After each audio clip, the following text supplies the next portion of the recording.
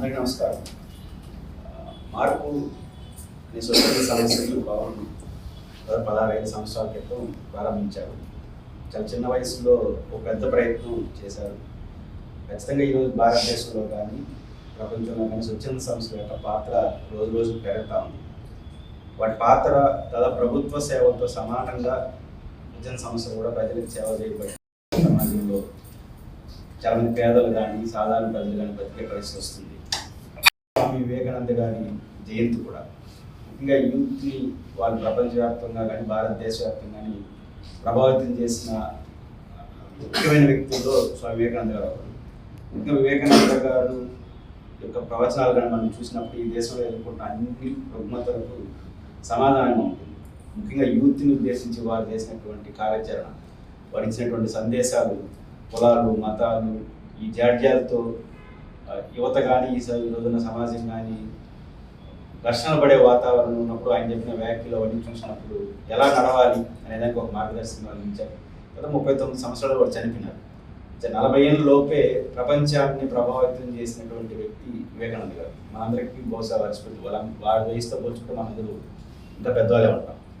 కానీ వారు చిన్న వయసులో అంత గొప్ప ప్రయత్నం చేయగలిగారంటే వారి నిబద్ధత, వారి యొక్క ఆలోచన. కాబట్టి ఏ వయసు అనే దానికి సంబంధం లేకుండా ప్రయత్నం చేయగలిగితే అద్భుతాలు చేయించడానికి వివేకానంద గారి స్ఫూర్తి.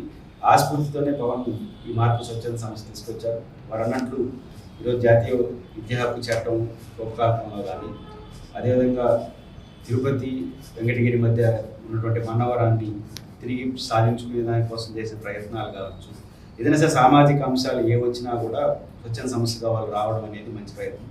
స్వచ్ఛంద సమస్యని ఎందుకు చెప్పినట్టు తక్కువ అంచనా వేయడానికి వీల్లేదు. ఎందుకంటే అనంతపురం లాంటి జిల్లాలో స్వచ్ఛంద సమస్యలే పేదలు కాపాడుతున్నాయి, డ్రింకింగ్ వాటర్ సప్లై చేస్తున్నాయి. మన తిరుపతిలో కావచ్చు, రాష్ట్రంలో కావచ్చు, దేశంలో కావచ్చు, స్వచ్ఛంద ప్రభుత్వంతో సమాంతరంగా ఇదో ప్రభుత్వం వ్యవస్థ ఉంటుంది.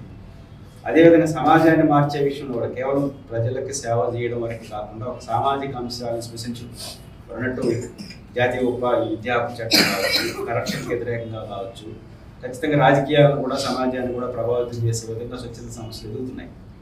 ఒక స్వచ్ఛంద సమస్యగా ప్రారంభమైన ఆపు ఏకంగా అధికారంలోకి వచ్చింది. రాజకీయ పార్టీలు ఎట్లనే ఉండొచ్చు, కానీ స్వచ్ఛంద సమస్యల ద్వారా అవినీతికి వ్యతిరేకంగా ఈరోజు అందరూ మాట్లాడుతున్నాం.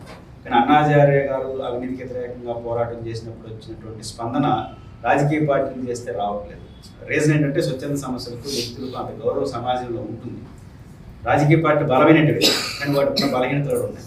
కానీ అదే స్వచ్ఛంద సమస్యలు ఒక టేకప్ చేస్తే ఎంత ప్రభావితం అయ్యి అవినీతికి వ్యతిరేకంగా అన్నాచార్య పోరాటం, దానికి వ్యతిరేకంగా అరవింద్ కేజ్రీవాల్ లీడ్ చేయడం, ఏకంగా 2 రాష్ట్రాల్లో అధికారాన్ని తీసుకొచ్చారు. అంటే రాజకీయ మార్పు కూడా స్వచ్ఛంద సమస్యలు కారణం అవుతున్నాయి. ఇక్కడ స్వచ్ఛంద సమస్యల యొక్క అవసరం ఇంకా పెరిగిందని నేను భావిస్తున్నాను. ఎందుకంటే పవన్ గారు లాంటి వాళ్ళు మార్పు ద్వారా ఇంకా మార్పు బాగా అభివృద్ధి చెందాలి, ఇట్లాంటి ప్రయత్నాలు ఇంకా ఎక్కువ జరగాలి. ఎందుకంటే వ్యవస్థలో వ్యక్తిగత స్వార్థం, సంకుచిత భావాలు, ప్రతిదాని రాజకీయ కోణంలో చట్టంలో ఇరుక్కుపోయిన సందర్భంలో అందరినీ కలుపుకునే వ్యవస్థలో లేకుండా పోయింది. భవిష్యత్తులో అది ప్రమాదకర పరిస్థితి వచ్చిందంటే కంట్రోల్ చేసే సిస్టమ్ కూడా ఉండదు. అందువల్ల ఇట్లాంటి స్వచ్ఛంద సమస్యలు ఉంటే వాటన్నిటి కంట్రోల్ చేయడం, మార్గాన్ని నిర్దేశించడం జరుగుతుంది. ఖచ్చితంగా 16 సంవత్సరాలు పూర్తి చేసుకున్న మార్పు సంస్థను అందులో క్రియాశీలకంగా పనిచేస్తున్నటువంటి ప్రతి ఒక్కరికి నన్ను సపోర్ట్ చేయ ప్రతి మనస్ఫూర్తిగా అభినందన తెలియజేస్తున్నాను. ఖచ్చితంగా భవిష్యత్తులో మార్పు అనేది ఇంకొంచెం విస్తరించి ఇంకా బలమైన సంస్థగా ఎదగడం అనేది ఆ సంస్థ క్రెడిబిలిటీ పెరగడం కాదు, ఆ సంస్థ ద్వారా సమాజానికి ఎక్కువ ఉపయోగపడుతుంది. కాబట్టి వారు భవిష్యత్తులో కూడా వారి ప్రయత్నాలు విజయవంతంగా ఇదే పద్ధతిలో ముందుకు తీసుకెళ్లాలని, మరిన్ని కార్యక్రమాలు విస్తరించాలని మనస్ఫూర్తిగా ఆశిస్తూ శుభాకాంక్షలు తెలియజేసుకోవాలి. థ్యాంక్స్.